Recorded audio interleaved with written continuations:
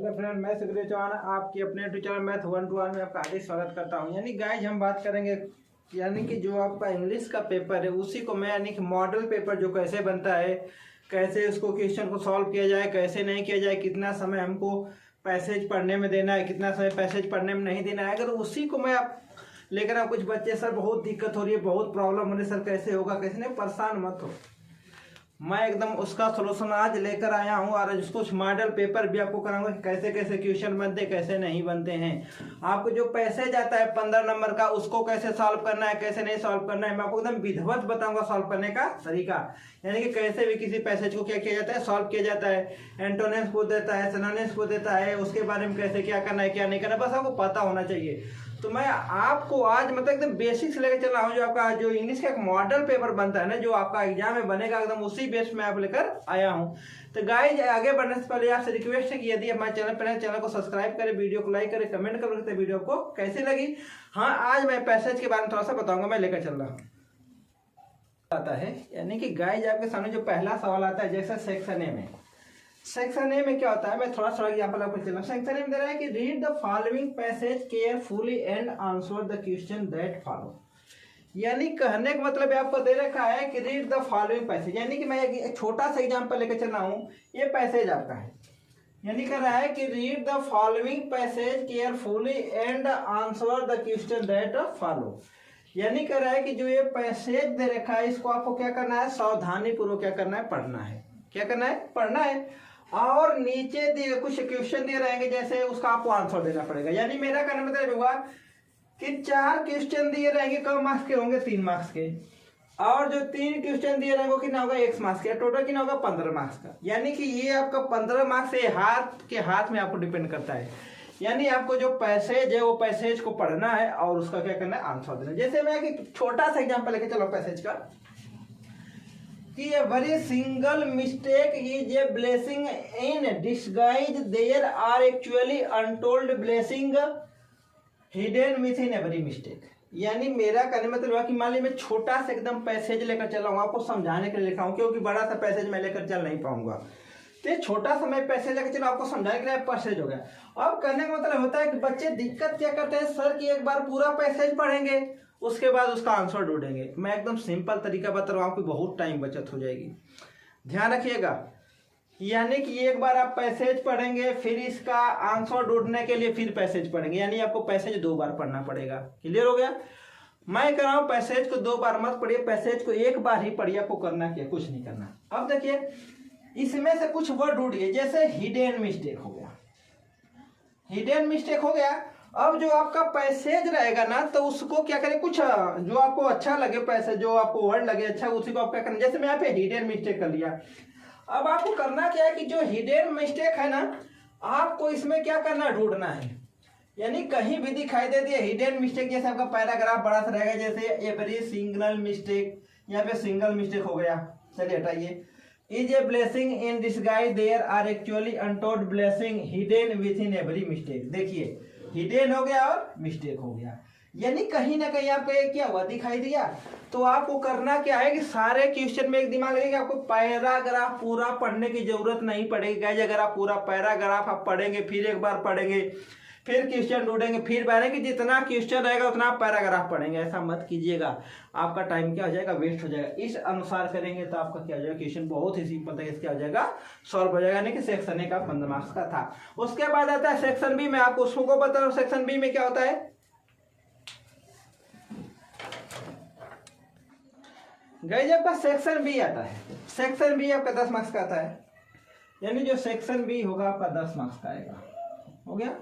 और इसमें आपका कोई आर्टिकल दे देगा और उस आर्टिकल के बारे में आपको 100 से लेकर 150 वर्ड को लिखना पड़ेगा। यानी कि कितना, मिनिमम 100 होना चाहिए, मैक्सिमम 50, 150 में, उससे ज्यादा कम बेसी नहीं होना चाहिए। यानी कहने का मतलब कि आपको कोई एक आर्टिकल दे देगा और उस आर्टिकल के बारे में आपको लिखना पड़ेगा। ठीक है? यानी आर्टिकल 4-5 दे सकता है, तो उस आर्टिकल के बारे में यदि आप जानते होंगे तो आपको आर्टिकल क्या करना पड़ेगा। और कोई आर्टिकल अगर आपके पास वर्ड होंगे ना, और आर्टिकल के बारे में आप थोड़ा बहुत भी पढ़े होंगे, तो आर्टिकल क्या करेंगे, लिख लेंगे। इसमें कुछ बताने की जरूरत नहीं। जरूरत है क्या रीजन है, क्यों नहीं पता, जरूरत है क्या, कि कौन सा आर्टिकल देगा, किसके बारे में देगा। और जैसे पूछ देगा कि द एजुकेशन ऑफ इंडिया, शिक्षा का भारत में क्या तात्पर्य, क्या नहीं, उसके बारे में दे देगा। तो आपको अगर उसके बारे में अगर थोड़ा सा पढ़े होंगे तो उसके बारे में क्या करेंगे, लिख लेंगे। यानी आपका ये क्वेश्चन हो गया। उसके बाद आता है आपका सेक्शन सी, यानी कि मैं बता दूंगा सेक्शन बी में कुछ बताने की जरूरत नहीं, बस अगर आपका आर्टिकल देगा तो उसमें 10 नंबर का आर्टिकल देगा। और एक चीज और बता रहा हूँ कि जो आर्टिकल वाला पार्ट आपको आता है ना गाइज, हमेशा ध्यान रखिएगा कि आप इसको लास्ट टाइम कर दीजिएगा। क्यों? क्योंकि आर्टिकल कैसा है कैसे नहीं, इसको चक्कर में आपके जो 10 नंबर के चक्कर में आपके बहुत सारे क्वेश्चन क्या जाएंगे, छूट जाएंगे। यदि आपको आता होगा तो शुरू में कर, नहीं आता तो इसको लास्ट में जाने की कोशिश कीजिएगा। अब उसके बाद आता है सेक्शन सी। सेक्शन सी आता है जो ग्रामर का पोर्शन है, उसको मैं आपको क्या करूंगा, बताऊंगा कैसे कैसे किया जाता है, क्या नहीं किया जाता है। तो गाइस जब कहता है ग्रामर पोर्शन होता है जिसमें ट्रांसलेशन होता है, ग्रामर पोर्शन में आता है आपका जो सेक्शन सी में आता है, दिया है कि section C grammar and translation, यानी बात रही उसमें ग्रामर और ट्रांसलेशन रहेगा। तो गाइस जब का ग्रामर पोर्शन आता है, ग्रामर पोर्शन में आता है ये 25 मार्क्स का आता है। तो अगर आप इसको रेडी कर लेते हैं ना तो आपका ग्रामर पोर्शन में 25 मार्क्स कहीं ना गया। इसमें आपका मार्क्स भी नहीं कटेगा, इसमें आपका राइटिंग पर भी मार्क्स नहीं कटेगा अगर यदि आप सही लिख लेते हैं। तो ग्रामर पोर्शन में क्या आता है, कितने टाइप का आता है, कैसे कैसे सवाल आते हैं, मैं सारे क्वेश्चन को कराऊंगा, परेशान मत होइएगा। यानी ग्रामर पोर्शन में पहले के चलाओ, फिर उसके बाद पहला क्वेश्चन क्या आएगा, दूसरा क्या आएगा, तीसरा क्या आएगा, क्या आएगा। पहले मैं पहला क्वेश्चन लेकर चला हूं, क्या क्या बन सकता है, तब दिखिएगा। गाइस पहला टाइप का आता है जो सवाल दिया है, पहला आता है change the following sentence into indirect form of speech. मतलब कह रहा है कि आपको एक दो सेंटेंस दिया रहेगा और उसको आपको किस में चेंज करना रहेगा, इनडायरेक्ट में। यानी कहने का मतलब ये हुआ कि ये दो सेंटेंस दिया रहेगा, उसको आपको चेंज करना इनडायरेक्ट में। और कितने मार्क्स का आएगा, 2 मार्क्स का। और जो ग्रामर है ट्रांसलेशन आपका आता है 25 नंबर का आता है ग्रामर पोर्शन से, ध्यान रखिएगा। यानी पहला तो रखा है कि the soldiers said hurray we have won the match, won the battle. यानी कहने का मतलब हुआ कि अब आपको डायरेक्ट से इनडायरेक्ट चेंज करने के लिए आपको रूल पता होना चाहिए। पहला पॉइंट ये आपको ध्यान रखना है, ये जो वाला पार्ट होता है ये वाला, ये किस में है, यानी जो आपका ये पार्ट है, यानी अगर ये जो पार्ट आपका है ये वाला, ये किस में है, प्रेजेंट में है कि पास्ट में है। हो गया। यदि अब प्रेजेंट में है तो इसमें कोई चेंजिंग नहीं होता है, केवल इन्वर्टेड का हटाकर कंजक्शन दैट लगा देते हैं, ठीक है। यदि ये क्या है, यदि पास्ट टेंस में है तो इसमें चेंजिंग होती है। यानी सब में आपको यही ध्यान रखना है कि किस में टेंस है, प्रेजेंट में है कि पास्ट में। क्लियर हो गया। अब कर रहा है कि द सोल्जर्स सेड, अब कर रहा है हुर्रे है, हुर्रे। और ये जो हुर्रे सेंटेंस है एक्सक्लेमेटरी सेंटेंस का होता है। तो जब एक्सक्लेमेटरी सेंटेंस का होता है तो जब हम सेड को चेंज करेंगे तो उसको बोलते हैं यानी कि एक्सक्लेमेट विथ जॉय, एक्सक्लेमेट विथ सॉरो। तो चेंज करने का जो तरीका होता है मैं बता रहा हूं आपको। इसको यदि आप चेंज करेंगे तो लिखेंगे क्या, इनडायरेक्ट में द सोल्जर्स exclaimed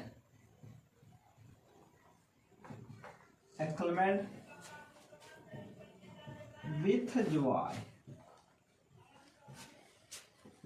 यानी कहने का मतलब ये हुआ कि ये जो सोल्जर्स हैं क्या हो गए, कह रहे हैं एक्सक्लेमेट विथ जॉय, मतलब खुशी से क्यों करें कि वो बैटल युद्ध क्या हो गए, जीत गए।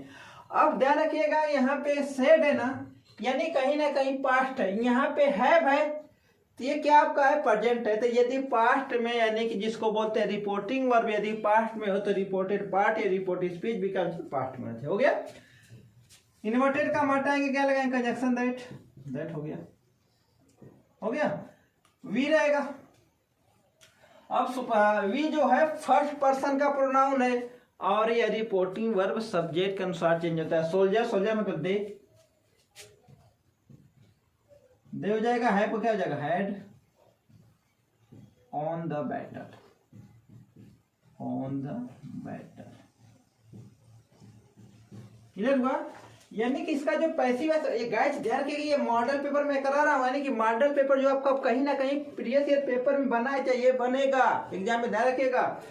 तो कह रहा है कि the soldiers exclaimed with joy that they had won the battle. वो क्या हो गए, जो सिपाही था उसने खुशी पूर्वक कहा कि हमने क्या किया, युद्ध क्षेत्र को क्या किया, जीत लिया। आपके सामने अगला सवाल 2 है, पहला हो गया।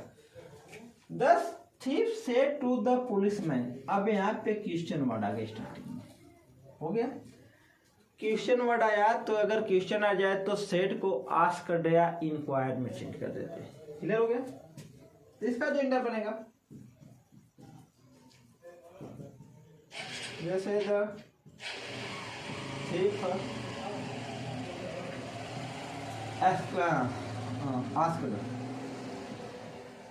ask the policeman man. अब यहाँ पे कंजक्शन देने के कि वाई कंजक्शन का काम करेगा। Why second person policeman, policeman लगा सकते हैं, पुलिसमैन। ये दोनों पास्ट में है तो प्रेजेंट पास्ट इंडिविजुअल को पास्ट परफेक्ट में, तो why policeman had beat me मतलब थिप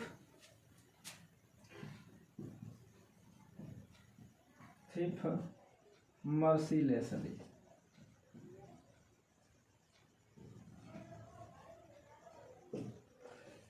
यानी कहने का मतलब वाक्य दिया है कि the thief said to the policeman why did you beat me so mercilessly. अब मुझे तुमने क्यों पीटा। तो the thief asked the policeman why. अब यहाँ पे सेकेंड रिपोर्टिव वर्ब यानी कि second person pronoun, reportive verb object policeman हो गया। ये आपका क्या है, डिड है ना, किसमें, पास्ट इंडेफिनिट। पास्ट इंडेफिनिट को किसमें चेंज करते हैं, पास्ट परफेक्ट में। तो हैड बीट। अब यहाँ पे मी है तो me second first person pronoun है, तो रिपोर्टिव वर्ब का सब्जेक्ट थिप है, थिप लगा दिया। मर्सी अरे थिप मर्सीलेसली, यानी कि आपका जो डायरेक्ट ने पार्ट था खत्म हो गया। अब जो सेकेंड टाइप आता है मैं उसको करा रहा हूँ। गाइस आपके सामने जो क्वेश्चन नंबर इसका बी ऑप्शन आता है, जैसे देखा है, combine any one set of the sentences as directed within the brackets. मतलब कर रहा है कि इन दोनों में से किसी एक को करना होता है। लिखा है कि combine any one set of the sentences and directed within the brackets. मतलब समझ में आया। 2 नंबर का भी है। कह रहा है कि you must work hard you will not gate promotion. यदि तुमने कठिन मेहनत नहीं किया तुम्हें परमिशन नहीं मिलेगा। इसको किसमें चेंज करना है, सिंपल सेंटेंस में। और सिंपल सेंटेंस में बताने का तरीका मैं आपको कल बता चुका है। दूसरा देखा है कि the sun sets in the west it is a fact. मतलब क्या कर रहा है कि जो सूर्य होता है पूर्व में क्या पश्चिम में डूबता है, या क्या फैक्ट है। तो इन दोनों में से कोई आपको ये करना है, यानी कि इन दोनों में से या तो एक कीजिए या तो एक कीजिए, आपको 2 मार्क्स मिलेंगे। अब मैं दोनों को आपको चेंज करने का तरीका बता रहा हूँ। अब ध्यान रखें, सिंपल में यहाँ भी यू है और यहाँ भी यू है, ठीक है। अब आपको उन दोनों में से एक यू लेकर चलना है। स्टार्ट करते हैं। You work hard, you work hard not gate promotion.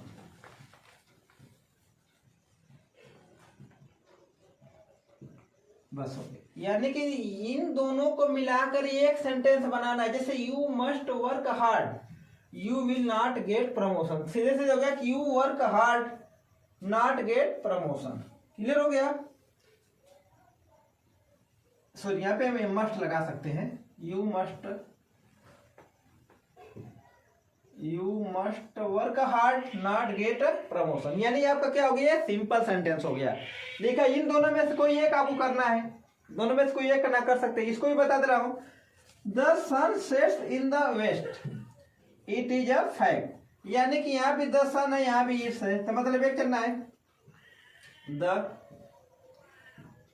Sun sets in the west is a fact, is a fact. Clear हुआ। The sun sets in the west is a fact. मतलब यानी कि दोनों में से आपको कोई एक करना। मैं बता रहा हूं कि जो मैं आपको करा रहा हूं ना 100% एग्जाम में बनेंगे। ये तो लिख रखिएगा, इन्हीं में से कोई एक आएगा, अलग से नहीं आएगा। तो नहीं गाइस देख रहे हैं कि जो आपका combined any one sets of the sentence हमने क्या किया, कर लिया दोनों को। अब फिर उसके बाद टाइप यानी कि ए सेक्शन ए बी हो गया, उसके बाद सी में कराना, उसको कैसे बनता है उसको ध्यान रखिएगा। यानी गाइस बात कर रहे हैं कि transform any one sentence as directed within the bracket, मतलब इसमें भी 2 मार्क्स आएगा। यानी क्या रहा है कि इनको चेंज करना है, जो यहाँ ब्रैकेट में दिया है उसी के अनुसार आपको क्या करना है, चेंज करना है। जैसे दे रखा है कि Kolkata is the biggest city in India, और इनको आपको चेंज करना है कंपैरेटिव डिग्री में, तो यानी कंपैरेटिव डिग्री में चेंज करना आपको पता नहीं। दूसरा दिया है कि I sang a song in the school into passive voice में, आपको जो सिंपल लगे वो कीजिएगा, 2 मार्क्स मिलेंगे, चाहे इसको भी चाहिए। मैं दोनों को बता रहा हूँ। अब पहला पता होना चाहिए कि बिगेस्ट कौन सी डिग्री है, तब मैं बता रहा हूं। देखिए 3 डिग्री होती है, एक होती है बिग, उसके बाद बिगर, फिर होता है बिगेस्ट। बिगेस्ट ये होता है पॉजिटिव डिग्री, ये होता है कंपैरेटिव डिग्री, ये होता है सुपरलेटिव डिग्री। यानी कि बिग हो गया पॉजिटिव डिग्री, बिगर हो गया कंपैरेटिव डिग्री, बिगेस्ट हो गया सुपरलेटिव डिग्री। यानी कि यहाँ पे दे रखा है बिगेस्ट ना, तो आपको यानी सुपरलेटिव डिग्री में चेंज करना है, तो यानी बिगेस्ट के जगह पे बिगर लगाना है, ठीक है ना। तो चेंज करते हैं, देखिए तो देखिए कोलकाता ऐसे चेंज करिए, द अदर सिटी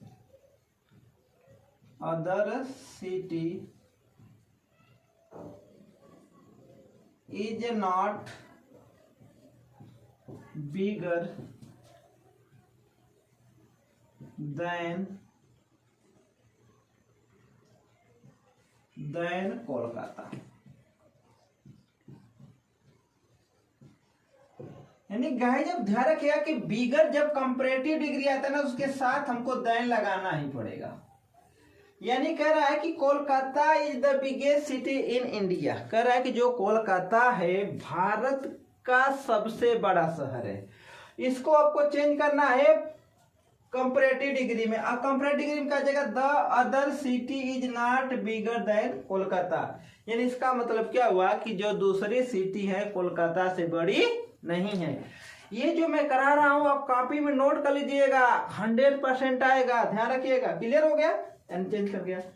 फिर कह रहा आई sang a song in the school, ये चेंज करना है आपका पैसिव वॉइस में। तो पैसिव वॉइस में आपको पता होना चाहिए 3 चीज पे आपको काम करना है। किस पे, सब्जेक्ट, वर्ब और ऑब्जेक्ट। क्लियर हो गया। अब देखिए आई है, ये क्या है, सब्जेक्ट है, sang क्या है, वर्ब है, अ sang क्या है, ऑब्जेक्ट है, इन द स्कूल ये क्या है, अदर है। चेंज करने का तरीका क्या हो जाएगा, अ sang। सेंटेंस किस में है, पास्ट इंडिफिनिट में है। पास्ट इंडिफिनिट का पैसिव वॉइस बनाने के लिए सहायक क्रिया वाज और वर्ब का प्रयोग करते हैं। तो अ sang वाज, और ये भी ध्यान रखिएगा कि पैसिव वॉइस में हमेशा वर्ब की 3rd फॉर्म यूज होती है। A sang was sung in the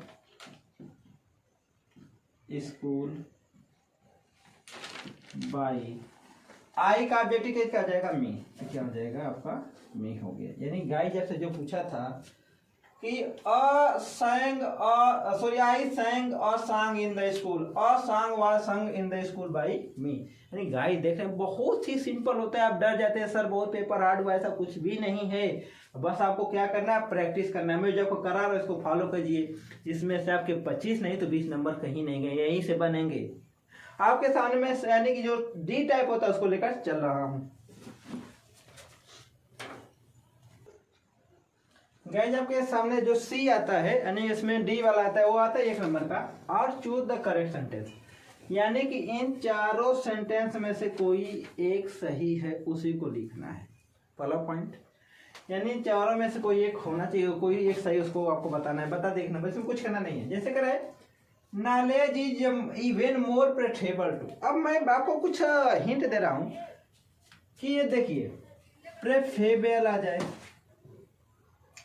यानी कि जिस वर्ब के बीच बाद में बी एल ई आ जाए, IORI आ जाए। यानी कि जिस वर्ब, कोई भी वर्ब हो, अगर इनके बाद में अगर BLE आ जाए, IR आ जाए, ER आ जाए, तो उसके बाद हमेशा क्या लगाते हैं, टू लगाते हैं। इस चीज को ध्यान रखिएगा, हमेशा क्या लगाते हैं, टू लगाते हैं। क्लियर हुआ। अब यहाँ पे देखिए प्रेफरेबल BLE आया है, BLE देन लगा है, चाहिए टू, पहला गलत हो गया। क्लियर हुआ। अब उसके बाद knowledge is preferable to riches. अब कहने का मतलब ये हुआ, अब इसमें टू लगा है, चलिए देखा जाए, इसको बाद में देखा जाए। अब यहाँ भी देन लगा, इसको क्या किया जाए, हटा दिया जाए।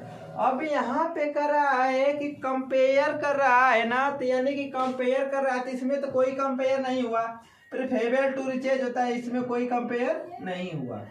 कंपेयर किसमें हुआ, आपका ये बचाते हैं, आपका सेंटेंस जो आपका हो जाएगा, ये हो जाएगा, knowledge is even more preferable to riches. यानी कि जो नॉलेज होता है वो क्या होता है, स्थानीय होता है, कोई मतलब नहीं होता है। यानी कि आपका चूज द करेक्ट सेंटेंस था, इसमें से आपका हो गया और 1 नंबर आपका मिल जाएगा। गाइस अगले टाइप का मैं लेकर चला जाऊंगा, स्क्रीन पे दिखाई देगा।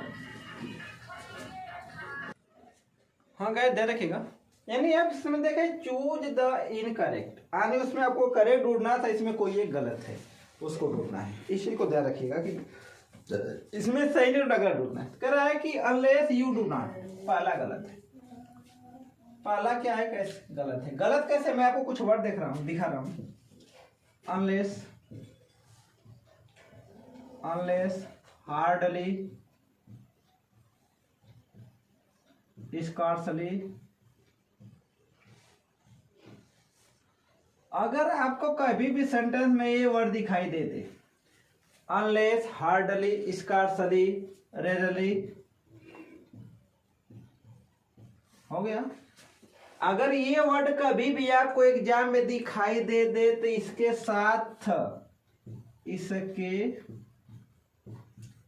साथ नॉट का प्रयोग नहीं किया जाता, प्रयोग नहीं किया जाता। क्यों, क्योंकि ये सब खुद एक निगेटिव वर्ड है, इनके साथ नॉट का प्रयोग नहीं किया जाता। Unless you do not, not लगा, गलत हो गया। चल आगे भी चेक कर लेते हैं। He was present among the people, वह लोगों के बीच में क्या था, उपस्थित था। अब ध्यान रखिए, अमांग के बिटवीन में बच्चे कंफ्यूजन थे, सर की अमांग का लगाएंगे, बिटवीन का लगाएंगे। तो मैं आपको बता रहा हूं कि जो अमांग होता है, जब 2 से अधिक व्यक्तियों की बात आएगी, वहां पे क्या कर लगाएंगे, अमंग लगाएंगे। और जब 2 लोगों की बात होगी तो वहां पे क्या लगाएंगे, बिटवीन लगाते हैं। पीपल में लोगे भी सही है, हो गया। ही वॉज नीदर बीटेन नार। अब देखिएगा, नीदर यानी जिसको बोलते नाइदर का कंपेयर किससे होता है, नार से। यानी ये भी सही है, आपका दिया है, पता होना चाहिए, ये भी सही, ये भी सही है। He is rich enough to buy, ये तो सही है।